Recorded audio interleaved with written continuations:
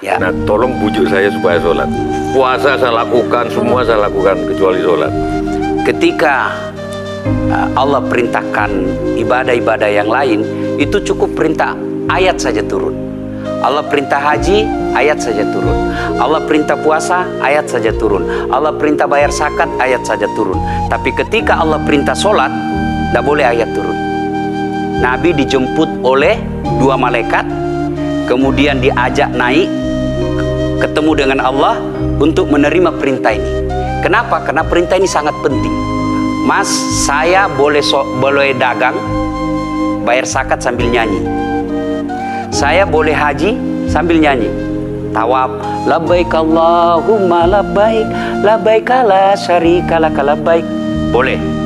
Ya, saya bayar zakat boleh sambil nyanyi. Begadang jangan begadang. Kenapa? Sholat tak boleh. Allahu Akbar. Darah muda, darahnya pada batal sholat saya. Kenapa? Inilah puncak penghambaan kepada Allah. Jadi puncak penghambaan kalau saya meraku hamba, sholat. Yang paling mulia dalam tubuh kita, kepala. Adik-adik bercanda dipukul pantatmu masih senyum. Dorong dadamu masih senyum. Tapi jangan bercanda pukul kepalamu. Tak, kau pukul kepala saya pasti saya marah. Kenapa? Harga diri di sini. Tapi ketika kita sholat, anggota tubuh yang paling mulia, kepala, rendahkan seperti kakimu.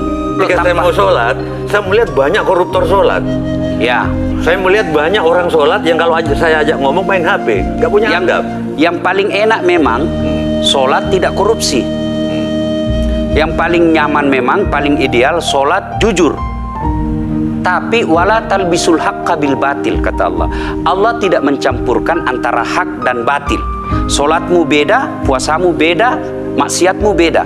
Itulah sehingga Allah hadirkan 2 malaikat, Rakit dan Atid, mencatat yang baik di baik, yang salah salah. Tapi ini setan kan tidak membiarkan itu. Maka setan masuk. Nah, dia sholat tapi dia korup. Tapi Allah Maha Adil, maka ditimbanglah nanti mana yang lebih banyak, kebaikanmu atau keburukanmu. Kalau dia baik amalnya tapi tidak ada sholatnya, sia-sia. Kenapa? Passwordnya kebaikan itu, kuncinya itu adalah sholat. Ustadz, ketika naik haji, naik pesawat, pesawat itu mungkin dibikin orang yang nggak sholat. Iya, betul. Terus gimana dong? Nah, kursi itu mungkin dibikin orang yang nggak sholat. Iya, betul. Terus, nah, bagi orang yang tidak sholat itu, Allah nanti perlihatkan amalnya. Yang ciptakan listrik ini luar biasa amalnya. Iya. Saya bisa dakwah karena ada mic. Iya. Dan mic itu dari orang non-muslim yang ciptakan. Maka Allah nanti pamerkan. Ini kau punya amal. Ini 10 Buddha, 10 miliar kau punya amal. Mana passwordnya? Mana kuncinya? Kuncinya itulah sholat. As-sholatu imanuddin, as-sholatu miftahul jannah. Sholat itu kunci kebaikan, sholat itu tiangnya agama. Sebuah bangunan, dia bisa berdiri tanpa dinding. Sebuah bangunan, dia bisa kokoh tanpa atap. Tapi ketika bangunan tidak punya tiang, pasti tidak kokoh. Tiang itulah dalam agama sholat. Dia tidak khusyuk, tidak ada urusan. Allah tidak hitung kamu khusyuk atau tidak. Kamu datang deh sujud sama saya. Ya. Sudah sholat, idealnya dia bersih. Karena tidak mungkin sholat kalau dia tidak wudhu. Tapi kok ada orang sholat tapi jorok, buang sampah sembarangan. Itulah keberhasilan setan menggoda kita. Itulah sebabnya kita minta perlindungan kepada Allah. Kenapa ketika melontar 3 jumroh? Orang haji kan melempar 3 jumroh. 1 tiang, 7 batu.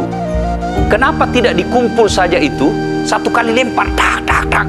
Kenapa? Kenapa mesti 3 hari dan kenapa mesti 3 titik? Itu pesan moralnya, melawan setan itu perlu napas panjang. Dengar azan, jangan pikir saya tahu dia tebar itu. Tidak usah kau sholat, nanti kau tua.